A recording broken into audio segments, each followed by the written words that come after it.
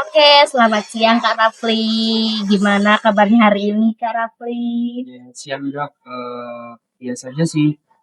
Oke, saya ngelihat kakaknya nih, kalau dari wajahnya kayak agak capek ya, agak eh, ada sesuatu yang nggak enak mungkin ya. Bisa diceritain mungkin? Jujur saja ya Dok, saya itu capek. Saya udah berobat berkali-kali. Minum obat juga rutin, tapi rasanya kok belum sembuh-sembuh.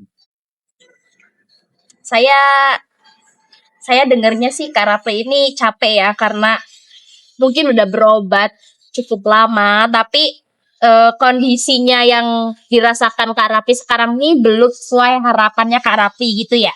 Iya Dok, saya frustasi. Kadang saya mikir, cuman saya datang lagi ke puskesmas, tapi sama aja.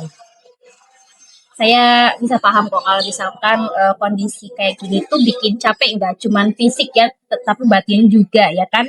Nah pikirannya juga pasti capek juga. Udah datang ke klinik tapi belum sesuai harapan. Mungkin semua orang pun ya kak bakal ngerasa kecewa kan ya kalau misalkan udah usaha tapi ternyata belum sesuai sama apa yang kita harapkan.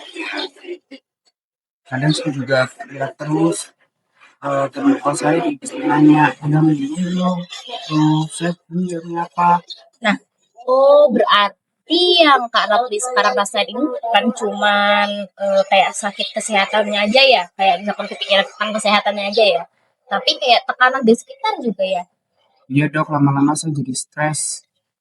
Ya, terima kasih ya Kak, udah cerita jujur. Nah, kadang rasa capek sama frustasi itu tuh nggak gampang kan ya buat disampaikan. Mungkin Kak Ratrinya juga terima kasih udah terbuka ya sama saya. Saya takut saya tambah parah.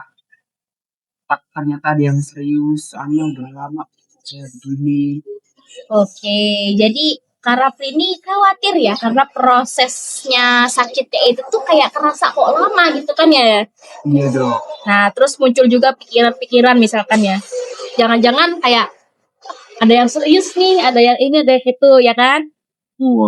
Nah, perasaan kayak sebenarnya tuh wajar ya buat muncul ya karena mungkin karena perasaan kita oh kok penyakit aku kok belum sembuh gitu mungkin ngerasa kayak apa yang dilakuin sekarang pun nggak kunjung sembuh, nggak kunjung membaik gitu ya. Nah, tapi kita bakal melihat ya pelan-pelan. Apalagi ini saya juga lagi ngelihat rekap kesehatan bapaknya, kakaknya, maaf.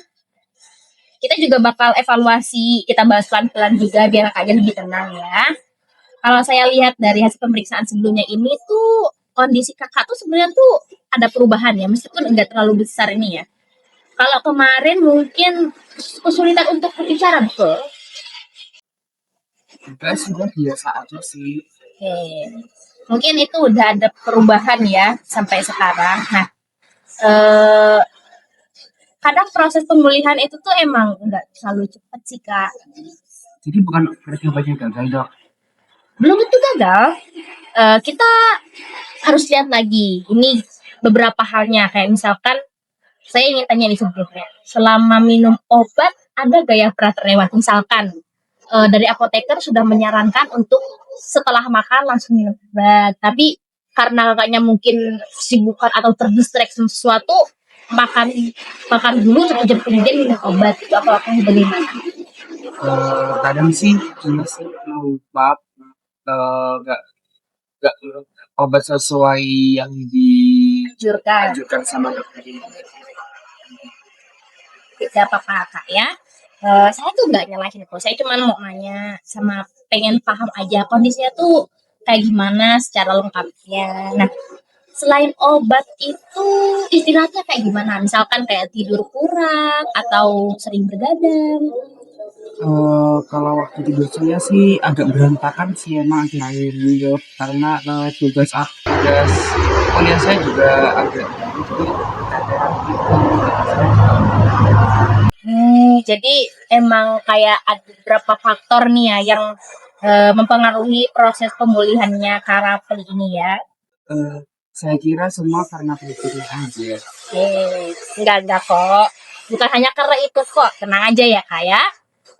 Kondisi pikiran yang sedang stres itu tuh bisa mempengaruhi apa yang harusnya sembuh untuk kita. Nah, pola tidur kayak misalkan tadi keteteran sama tugasnya sampai harus harus bergadang kan ya. Nah, itu tuh bikin sesuatu yang harusnya menyembuhkan kita karena kita stres, jadinya kita tuh malah teralihkan gitu loh ke hal yang bikin stres gitu. Jadi yang harusnya kita fokus ke sembuh, ini kita malah fokus ke sumber stresnya kita. Nah, itu juga bisa mempengaruhi kok. Kayak misalkan pergadang juga bisa mempengaruhi.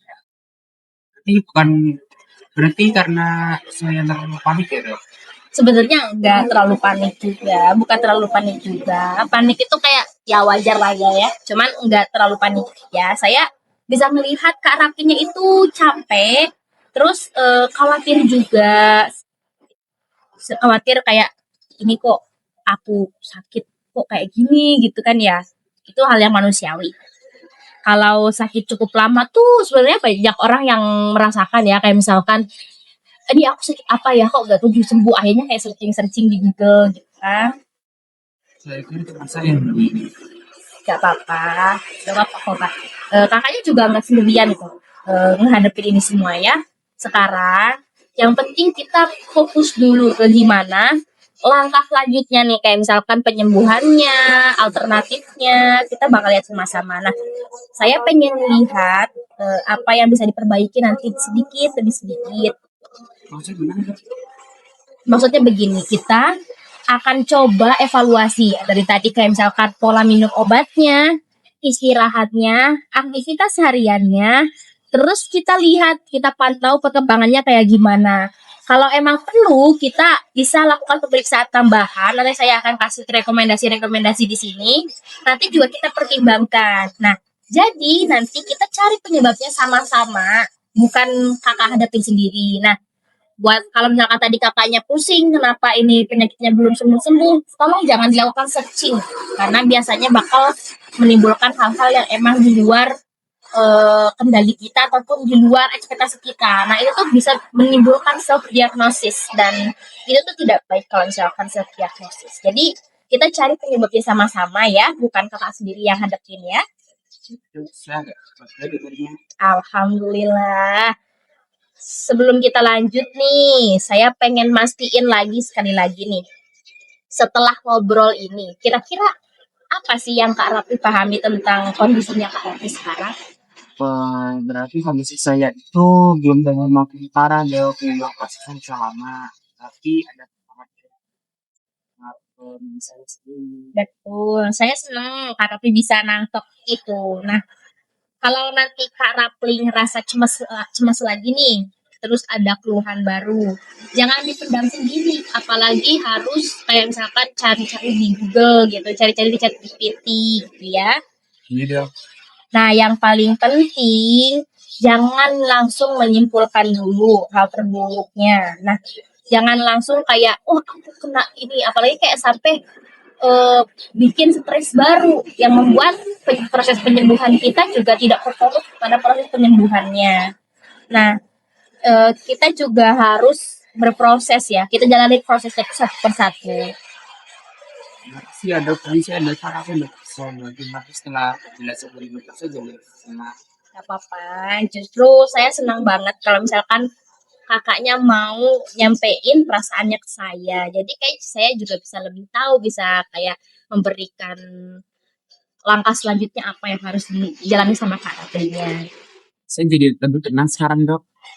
Oke, Kak Rapi kita lanjut ke pengobatannya ya. Kita bakal evaluasi bersama. Semangat ya Kak Rapi. Iya, Dok. Terima kasih ya. Kamsya.